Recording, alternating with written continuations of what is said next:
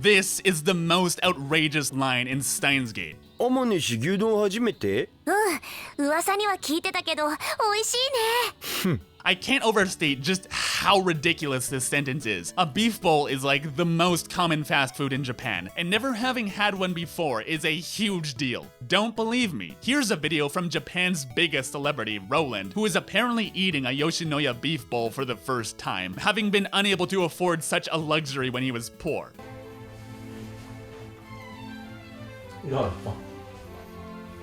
なんか乾燥感がやばい。 Now, this stinks of some kind of weird brand deal because, there's more than one place to get a beef bowl, but this was literally all over the news last year. Yes, this was news. This, a dude eating a beef bowl, was fucking news in Japan. So when Suzuha says, 噂には聞いてたけど、美味しいね。 this is a goddamn outrageous thing to say. When you hear me say that all this stuff about time and space and infinity doesn't really mean anything, this is what I'm talking about. The most important things in Steins Gate are the ordinary. There's a beautifully poetic moment later in the episode that we'll talk about in a sec, but when I look back on Steins Gate, that isn't what I remember. It's the goofy shit, it's that I remember. It's the banter between all of these weebs cooped up in this shitty lab. Because it isn't about all this cerebral shit about the universe. That's only there to lift us up higher so it can bring us down lower, back to Earth. That's what I love so much about the opening to episode 3.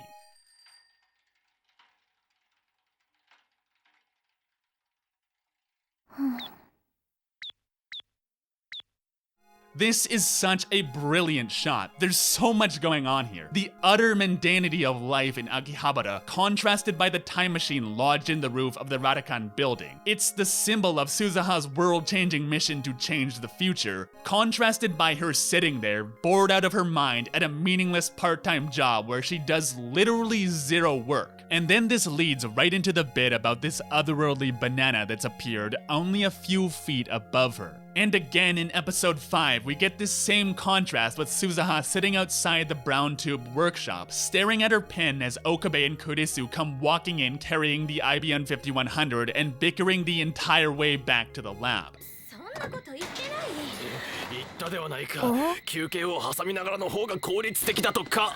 あんたこそちょっと歩くたびに小休止が必要だとか。 It's a fantastical story about time travel in the universe, but it doesn't take place in the universe. It takes place in everyday life, and all these little angles show us that no matter how important their work is, blink and you'll miss it because they're just an irrelevant little corner of the world. What these constant steps back from what's going on shows us is that they're people. While Suzuha is very involved in the plot, we don't know that yet, and so the perspective we're given is that of a bystander, of someone witnessing this absurdity for what it is, an insignificant lover's quarrel in some back alley in a random part of the biggest city in the world.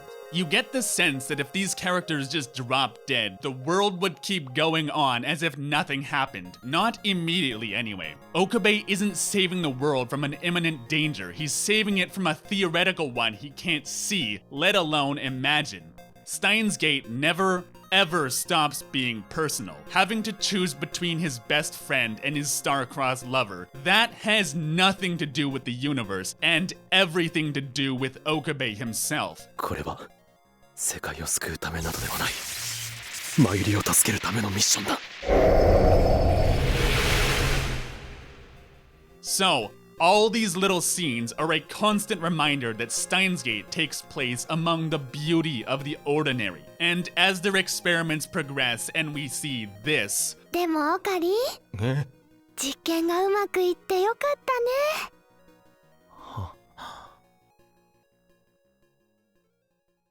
this grim smile is Okabe realizing what he's already given up to get here. While he's happy for the success of his experiments, he knows he's paid a price for them but doesn't yet know how much. And we're shown the beauty of the everyday because that is the price Okabe pays. What we're seeing is Okabe Rintaro's precious little life. Okabe feels there's something very, very wrong about what he's doing, but he can't stop. He knows that they're doing illegal, dangerous hacking and that they should stop. But he's also realized that there is real evil afoot. But he knows that he's putting Mayuri's life in danger, along with himself and all of his friends. For the first time in his life, he's presented with a true moral dilemma that has no clear answer. Does he keep going and put his friends in danger? Or does he stop and put the world in danger? He's the only one that can stop this, but can he really do anything? He didn't even invent the time machine. They built it by complete accident with a cell phone and a microwave. Maybe he's the only one that can do anything, but he spent the same amount of effort building a time machine as a colony of autistic bees did for all it's worth. But he keeps going, though he knows that the further he goes along this path, the more dangerous it is. He doesn't know if he should turn back, but he knows that the further he goes, the harder and harder it is to make this choice. Looking ahead of him, down the horizon of this dark road, he sees the endless black void, his destination the boundless infinity of the universe. It's cold and dark, and he's becoming more and more alone with every single step he takes. Dreaming of crossing the event horizon over the boundary of infinity, he's naked because he's peeling back the secrets of the universe, but the more he does, the more he becomes vulnerable and exposed and alone. あんたは空間を移動することはできない。時間だけが延々と引き伸ばされている。あんたの1秒が私には永遠となる。宇宙の果てが逃げている。1秒後はいつやってくる。前を向いてたどり着いて振り返ってはいけない。 He has to keep going because he knows there's an end to even infinity, no matter how infinite, and deep down he knows his path is the right one, but he can never be sure.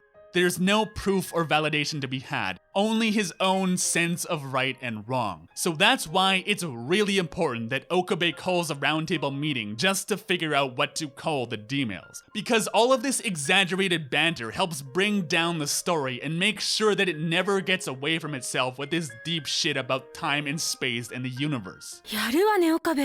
あまりに単純で気づかなかった。悔しいのか？それでも俺に30を送るその姿勢は評価してやろう。それより D メ You know what this makes me realize? I've never had a beef bowl either.